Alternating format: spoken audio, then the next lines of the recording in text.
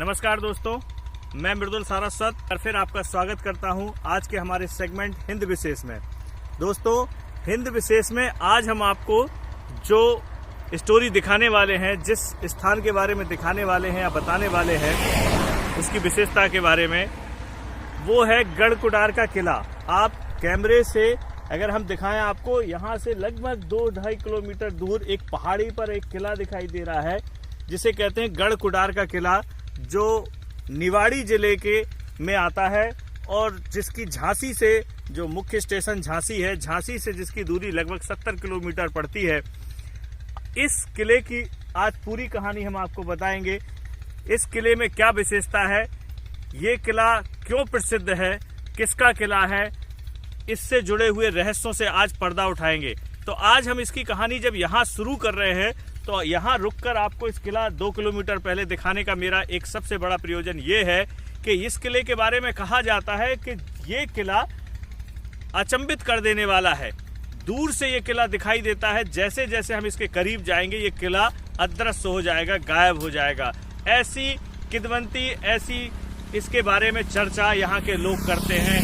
देखते हैं हम चलकर कि इस बात में कितनी सच्चाई है, कि क्या वाकई जब हम इसके करीब पहुंचेंगे ये किला गायब हो जाएगा।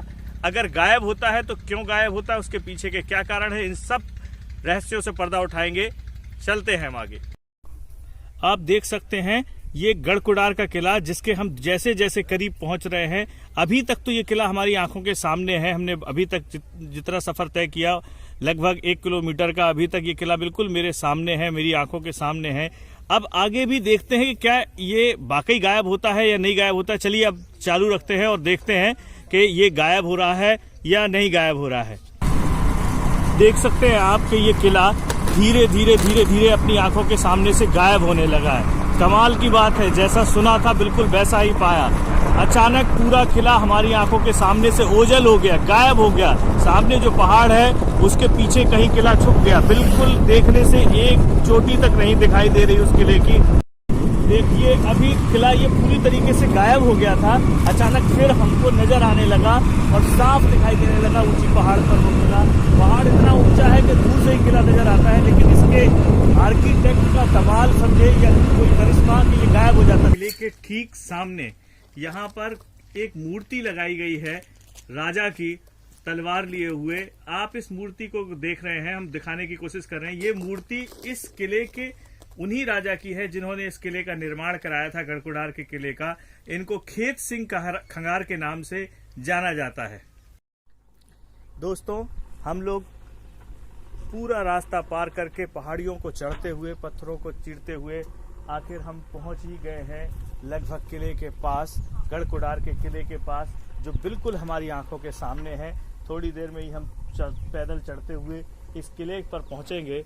इस किले के इतिहास के बारे में आपको बताएंगे। कहा जाता है ये गढ़कुडार का किला महाराजा खेत सिंह खंगार ने बनाया था और उस समय पृथ्वीराज चौहान महाराजा खेत सिंह खंगार के सहयोगी और साथी हुआ करते थे। उस जमाने का ये किला है।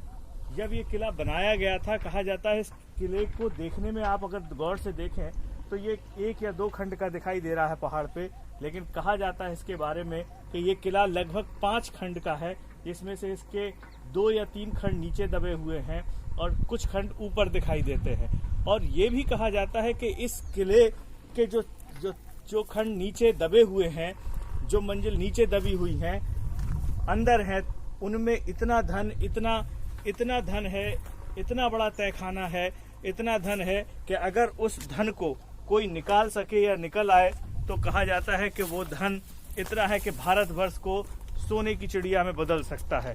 लेकिन बहुत से लोगों ने कई बार प्रयास किए, कई तरीके के प्रयास किए, धन तक आज तक कोई पहुंच नहीं पाया। उस राज की उस गुत्थी को कोई सुलझा नहीं पाया कि आखिर धन है कहाँ। तहखाने के सबसे निचले हिस्से तक आज तक कोई पहुंच नहीं पाया।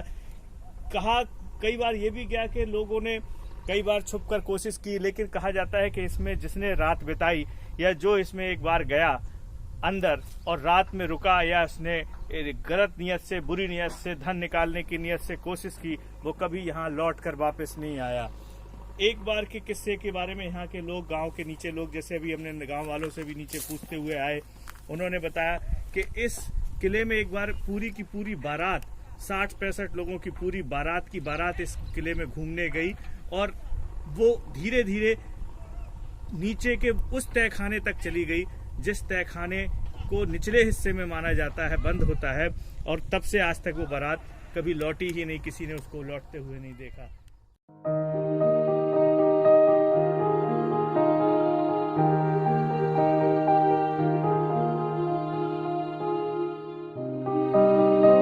पहुंच गए हैं हम गढ़कुड़ार के किले के ठीक गेट के मुख्य द्वार के सामने।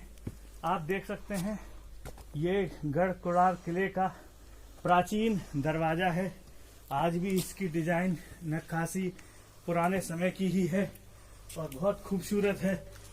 अब हम इस किले के मुख्य द्वार से अंदर प्रवेश करेंगे और अंदर मौजूद यहाँ के कर्मचारियों से इसके इतिहास और इससे जुड़ी जो गुत्थियां हैं, रहस्य हैं, उनको सुलझाने की कोशिश करेंगे। उनके बारे में आपको सही या गलत जो भी बातें हैं वो बताने की कोशिश करेंगे।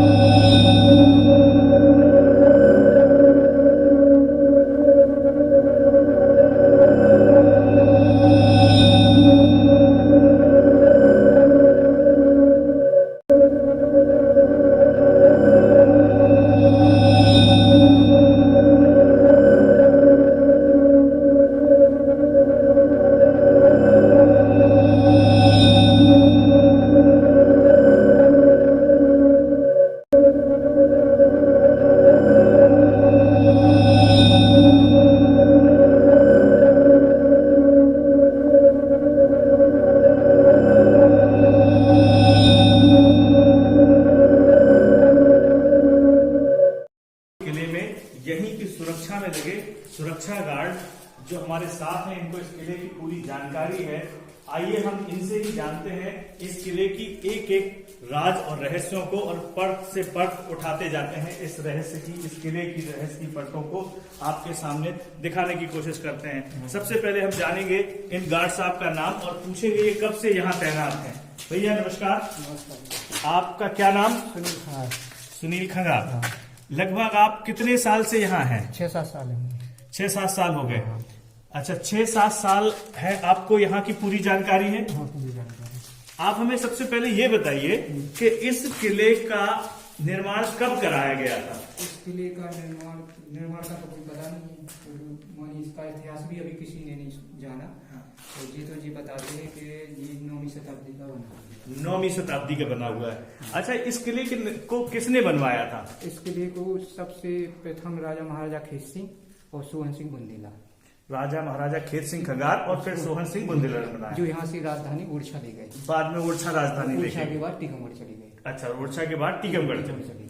अच्छा, इस किले के बारे में पृथ्वीराज चौहान का भी इससे कोई संबंध बताते हैं? क्या संबंध है उनका? पृथ्वीराज क्या है कि यहाँ जब भी सोहन सिंह बुंदेला का राज था तो पृथ्वीराज चौहान और महाराजा खेत सिंह ने, दोनों ने मित्रता थी इन दोनों में, तो इनने मिलकर उनसे छीन लिया था। अच्छा। हाँ, सुबह सोहन सिंह बुंदेला यहाँ से फिर विंध्याचल गए। आप ऊपर गिद्धवानी देवी का मंदिर है जो सामने पड़ता है, तो वो विंध्याचल से आई थी। अच्छा। तो उन्हीं ने इनकी मानी, जो बताते हैं आदमी के महाराजा पृथ्वी उनकी पुत्री थी सोहन सिंह बुंदेला की, तो महाराजा खेत सिंह कहने लगे हम तुम्हारी बच्ची की शादी करना चाहते हैं। तो फिर कैसी बताती है तो फिर वहाँ विंध्याचल से गिद्धवानी देवी को लिया तो उन्हीं के हाथों खंगारों का संगार हुआ था। अच्छा, उन्हीं के हाथों ऊपर से देखेंगे। अच्छा, एक चीज और पूछना चाह रहे थे, हमारा इस किले के साथ हमें जैसे जानकारियां मिली हैं, हम इस किले में अच्छा ये रास्ते बंद हैं। देखिए गार्ड साहब हमको दिखा रहे हैं कि ये पुराने रास्ते थे जो तहखाने या नीचे की तरफ जाते थे इस किले के। ये रास्ता बूढ़े पुराने बताते हैं, ये रास्ता कि यहाँ से राजा रानी गिद्धवानी देवी के लिए दर्शन के लिए अंडरग्राउंड जाती थी। यहाँ से 3-4 किलोमीटर 2 किलोमीटर। अच्छा, तो ये राजा रानी दर्शन के लिए अंडरग्राउंड जाती थी। तो ये सामने रास्ता, ये सामने रास्ता इसमें बताते हैं कि 500 वर्ष पहले की बात है कि यहाँ एक बारात चली गई थी, 70-80 आदमी हो गए, इसमें लौट के वापस कभी नहीं आया इसमें से। तो देखा आपने, अभी गार्ड साहब ने हमें 2 बातें विशेष बताई, रुचकर बताई। एक तो वो गेट दिखाया पहले शुरू में जहां कहते हैं कि यहाँ के जो राजा थे, राजा खेत सिंह खंगार और सोहन सिंह बुंदेला, वो यहाँ अपनी पत्नी अपनी रानी के साथ उस गेट से जाते थे। सामने एक विंध्याचल पर्वत है जहां पर एक देवी का मंदिर है, उस देवी के मंदिर तक अंडरग्राउंड गुफा के रास्ते सीधे पूजा करने जाया करते थे।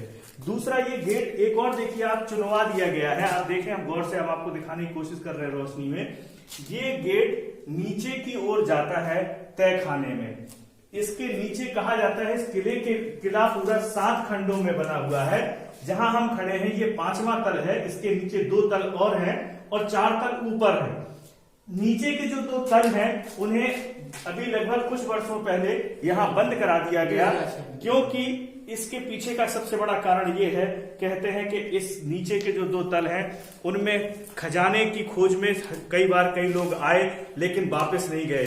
दूसरा एक कहावत अभी इन्होंने बताई है कि एक बार एक बारात आई थी और वो बारात पूरी की पूरी बारात इस रास्ते से होती हुई नीचे के तल में घूमने की दृष्टि से गई, लेकिन 60-65 लोगों की बारात कभी लौट कर नहीं आई। तो इस वजह से कि इसके नीचे आगे कभी कोई घटना दुर्घटना ना घटे, इसके नीचे की क्या मिस्ट्री है, क्या राज है, आखिर क्या दिक्कतें हैं और क्या इनका कोई पुरानी प्रेत आत्माओं से या कोई किसी तरीके की ऐसी कोई तांत्रिक विद्या आदि से किसी से संबंध है, इसीलिए या राजा या रानी के किसी पुराने खजाने से या किसी बात से कोई खजाने की रक्षा करता है नीचे, इन सब चीजों से कोई ताल्लुक को ध्यान में रखते हुए किसी के साथ फिर घटना न घटे, इसको बंद कर दिया गया था। चलते हैं अब हम इसके ऊपर की ओर और जानते हैं इस किले से संबंधित और भी कई अनुसंधान के बारे में बताएं। और ये आप देख सकते हैं किले में बीच बीच में ये रोशनदान दिए गए हैं। ये रोशनदान को बनाने का प्रयोजन पहले के किलों में इसलिए होता था ताकि नीचे के तल तक बराबर रोशनी जाए। तो अभी आप देख सकते हैं हम जहां खड़े हैं वहां ऊपर के तल से रोशनी आ रही है, ऐसे ही रोशनदान नीचे भी हुआ करते थे जिन्हें बंद कर दिया गया नीचे के तल में रोशनी जाने के लिए, लेकिन फिर बाद में बंद कर दिया गया खतरे को अंदेशा रखते हुए।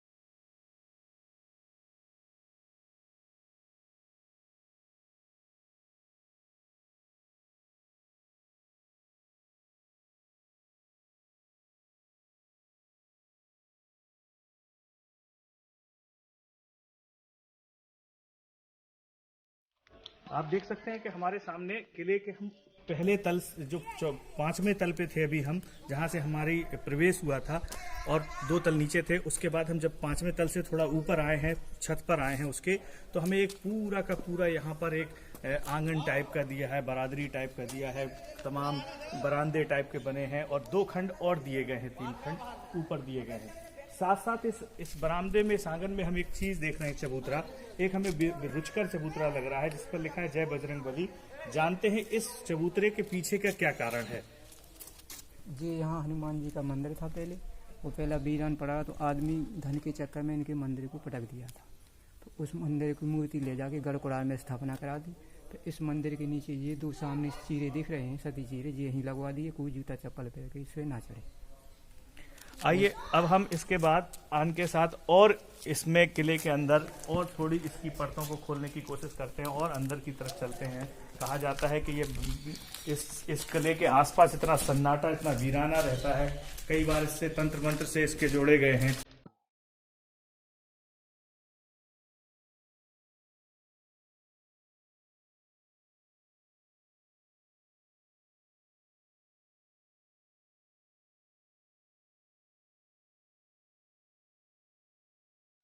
ये अब हम आपको दिखा रहे हैं सामने एक बरामदे में हम आए हैं। इस बरामदे के अगर आप सामने नजर डालें तो इस गेट के अंदर 2 दरवाजों के अंदर आप देखेंगे एक सिद्ध बाबा का मंदिर है। क्योंकि इस किले के संबंध हमेशा से जोड़े जाते रहे तंत्र मंत्र से, तांत्रिकों से, तमाम पुरानी भूत प्रेत की कहानियों से, तो क्या इन सिद्ध बाबा का भी कोई ताल्लुक है इन सब चीजों से, इन कहावतों से, इन सुनी सुनाई बातों से जानने की कोशिश करते हैं हम गार्ड साहब से। भैया हमें बताएं कि इन सिद्ध बाबा की क्या कहानी है।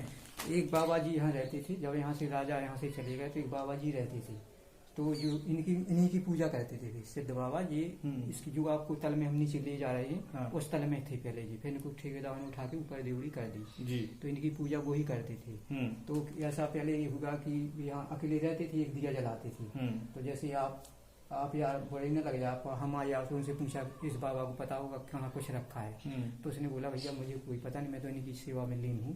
बोले तो उन्होंने कहा बहुत वर्ष की बात है, कम से कम 500 का सिवा, तो उन्होंने कहा नहीं बताओगे बाबा तो तुम्हें इसकी सजा भुगतनी पड़ेगी। बोले आप जो कुछ करो, लेकिन हमें कहीं पता नहीं है कहाँ क्या रखा है।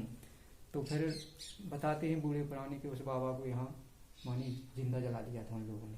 तो गाँव वालों को पता चला, तो गाँव वाले आए तो उनकी डेड बॉडी करके अंतिम संस्कार किया था। हाँ, तो उनकी पूजा ये करते थे, वो बाबा इन्हीं की पूजा करता था। और अभी तो मानी हर सोमवार को यहाँ एक नाम आता था। अच्छा, हर सोमवार को दिखाई दे रहा, लेकिन अब नहीं दिखाई दे रहा है। अच्छा, जैसा कि भी गार्ड साहब ने सिद्ध बाबा के बारे में बताया कि इनका मंदिर इससे नीचे के तल में हुआ करता था। आप देख सकते हैं उनकी खड़ाऊ भी रखी हैं, मंदिर बना हुआ है, लेकिन बाद में क्योंकि नीचे के तलों को बंद किया गया, इसलिए सिद्ध बाबा को ठेकेदारों ने ऊपर के तल में शिफ्ट कर दिया। और कहते हैं इनकी एक पूजा करने एक साधु भी रहते थे, जैसा इन्होंने बताया। कई बार लोगों को जो धन निकालने वाले लोग होते हैं उनको शंका हुई कि कहीं ऐसा तो नहीं कि सिद्ध बाबा के जो साधु हैं उनको यहाँ धन की कोई जानकारी हो, क्योंकि ये अकेले रहते हैं, अंदर रहते हैं। तो उन्होंने उन साधु को एक बार धोखे से मारने का प्रयत्न किया और बल्कि जला दिया, ऐसा यहाँ के लोग बताते हैं। और बाद में लेकिन उनके हाथ कुछ नहीं लगा। तो आज भी लोग गांव वालों ने अंतिम संस्कार किया, आज भी बड़ी श्रद्धा से इन्हें पूछते हैं, यहाँ दिया रखते हैं। और कहने में ये भी आया कि यहाँ एक सर्प है जो अक्सर सोमवार को दिखाई देता है, काफी समय दिखाई दिया पर अब नहीं दिखाई देता है। साथ साथ आप किले में एक विशेष चीज मेरी नजर में आई है, वो हम दिखाना चाहेंगे। यहाँ देखिए एक नंबरिंग पड़ी हुई है। कहीं ना कहीं कहा जाता है इसको भूल भुलैया वाला किला भी कहा जाता है। कई बार लोग रास्ता भूल जाते हैं। मुझे लगता है इस नंबरिंग के पीछे कहीं ना कहीं पहले कई लोग बरातें जैसे चली गई, तो शायद इन नंबरिंग के पीछे कुछ ऐसा मिस्ट्री जुड़ी हो कि लोग कैसे रास्ता पहचान सकें। चलिए अब हम आगे और चलते हैं और जानते हैं यहाँ की पूरी कहानी। अब हम अपने कैमरे की रोशनी से, मोबाइलों की रोशनी से इस गुप्त अंधेरे किले में गार्ड साहब की मदद से, यहाँ के जो देख रेख करता है उनकी मदद से, और नीचे के तल में जाने की कोशिश कर रहे हैं, जहां तक आज तक कोई जा नहीं पाया। कहते हैं यहाँ जाने में लोग डरते हैं, क्योंकि यहाँ के बारे में कई बार किंवदंती है कि जो है वो वापस नहीं आए। लेकिन हम इस किंवदंती को, इस कहावतों को सुलझाना चाहते हैं, इस मिस्ट्री से पर्दा उठाना चाहते हैं, इसलिए हम कोशिश कर रहे हैं गार्ड साहब की मदद से उन स्थानों पर जाने की जहां आज तक कोई जा नहीं सका। चलिए हम लेके चलते हैं और नीचे के तलों में गहरे अंधेरे में देख सकते हैं आप कितना सन्नाटा है, कितना अंधेरा है और डरावना।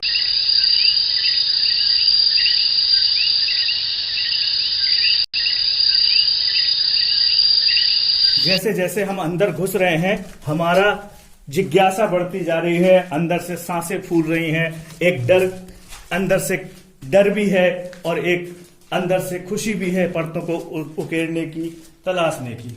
जैसे जैसे अपन अंदर जा रहे हैं इस किले के अंदर, हमारा कैमरा जा रहा है, हम जा रहे हैं और हमारी जिज्ञासाएं बढ़ रही हैं। हमारे साथ गार्ड साहब मौजूद हैं, हमें ले जा रहे हैं। ये था उनका मंदिर, ये देखिए ऊपर बैठे थे। यहीं थे पहले। ये वही स्थान है, गार्ड साहब बता रहे हैं कि यहाँ पे जो ऊपर सिद्ध बाबा अभी हम लोगों ने आपको दिखाए थे, वो पहले यहीं नीचे बैठे करते थे, यहीं विराजे थे, उनका स्थान यहीं था। बाद में उनको ऊपर शिफ्ट कर दिया गया। ये उनका कमरा किसी ने नहीं खोला और ये इस अपने कमरे के ऊपर बैठे। ये दीवार के पीछे एक कमरा हुआ करता था जो सिद्ध बाबा का और उनके साथ जो बाबा जी रहते थे उनका कमरा था, जिसे बाद में बंद कर दिया गया। इस कमरे में आज तक कभी कोई नहीं गया। इस कमरे के ऊपर ही अब मंदिर उनका बना हुआ है। इसके पीछे का राज अब हम आपको नहीं बता सकते। जितना हमें पता है, जितनी हमारी कोशिश है, हम उतना दिखाने की कोशिश आपको कर रहे हैं।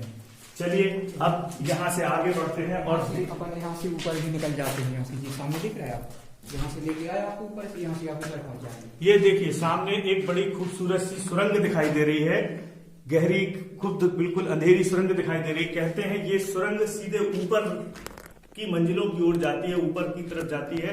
यहाँ से रास्ता था जाने का, अब भी शायद यहाँ से जा सकते हैं, लेकिन क्योंकि अभी जाने लायक स्थिति नहीं है, इसलिए हम इसको यहीं से दिखाते हैं। अब आगे बढ़ते हैं। आप देख सकते हैं अभी गार्ड साहब के साथ हम और एक स्थान पर आए हैं।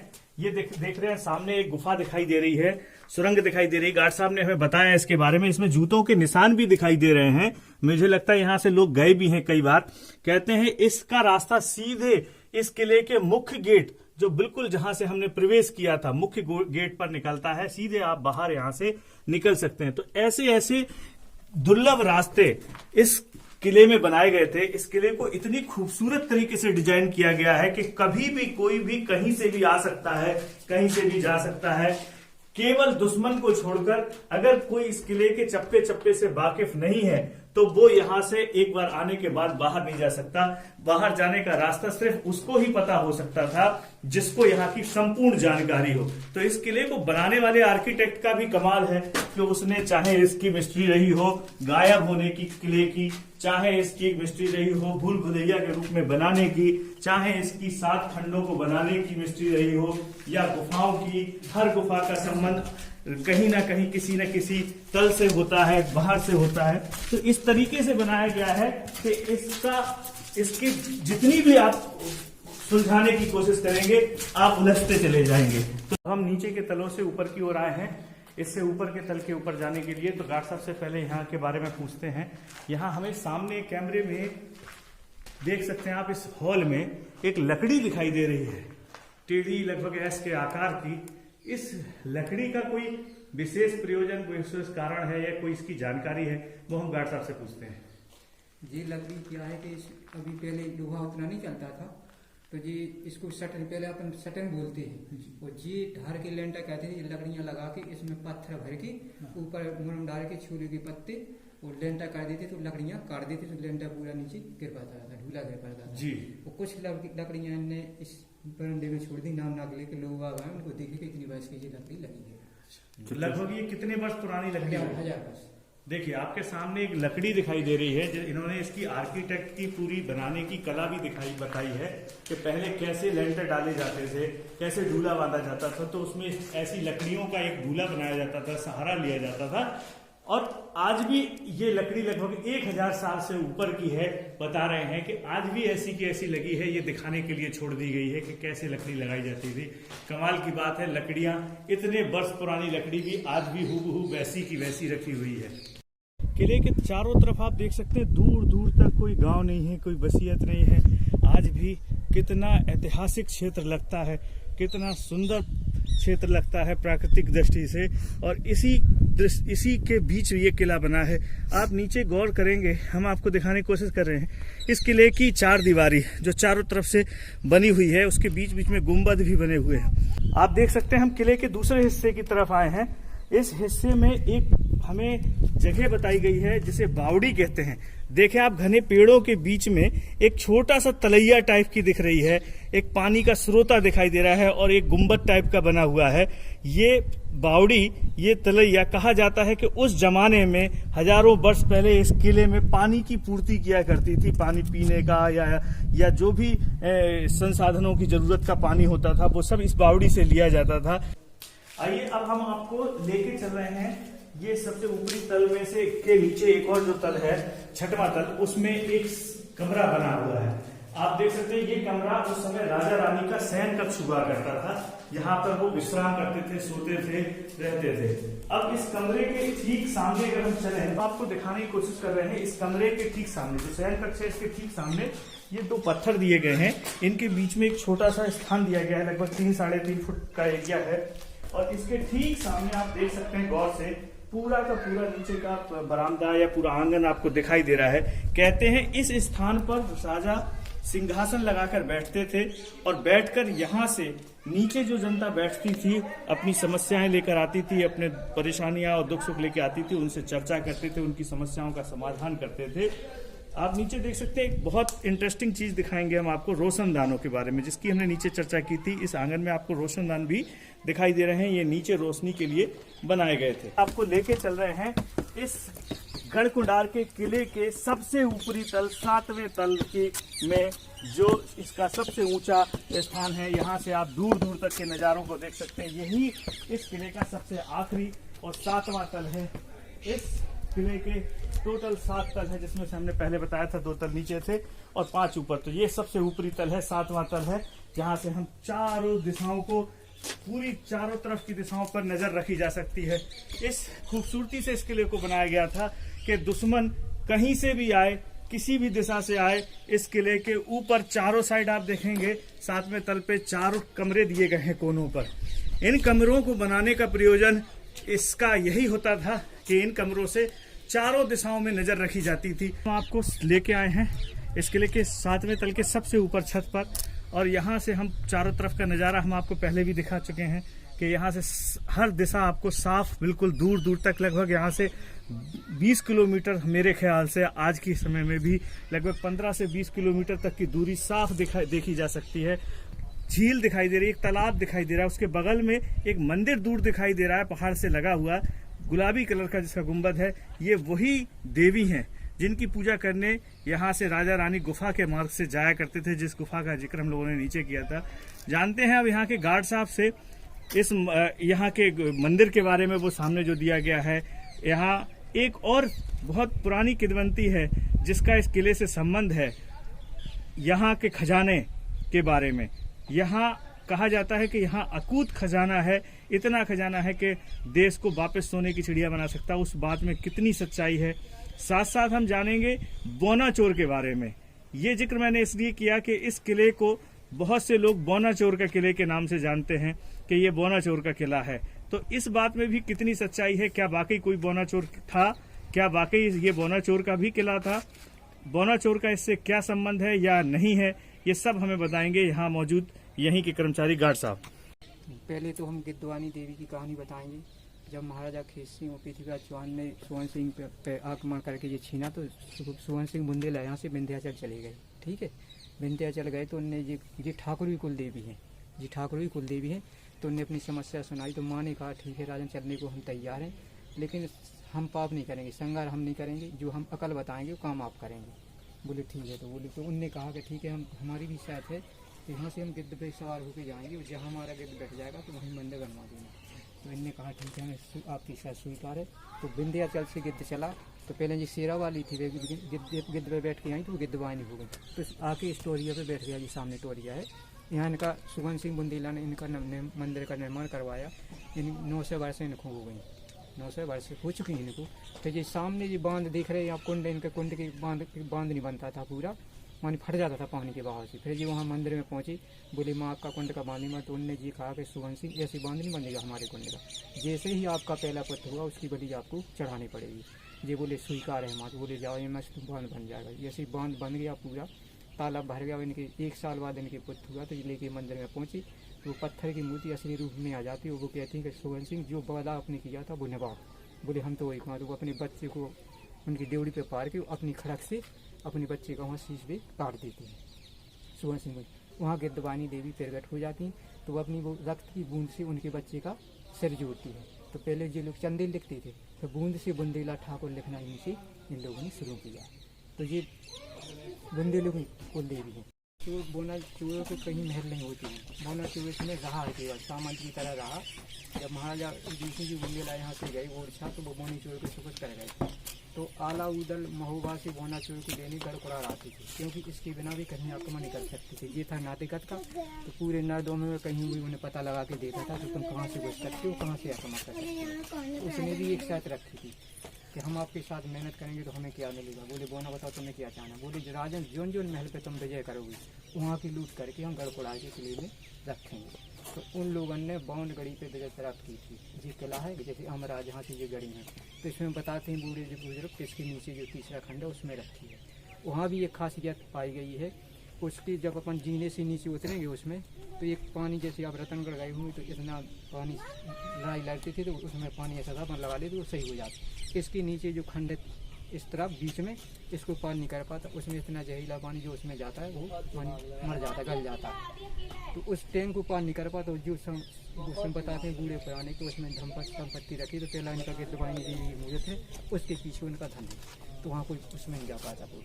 और आज से अब वो लोग बताते हैं कि एक चली गई और डीप ही नहीं चलती थी। हमारे यहाँ पे पशुआर टुकड़ा था तो वो यहाँ वो बीट झाड़ने आया चमोदर का बीट, वो जो खेत में डालती तो झाड़ते झाड़ते वो वहीं पहुँच गया जहाँ उसको जाना चाहिए था।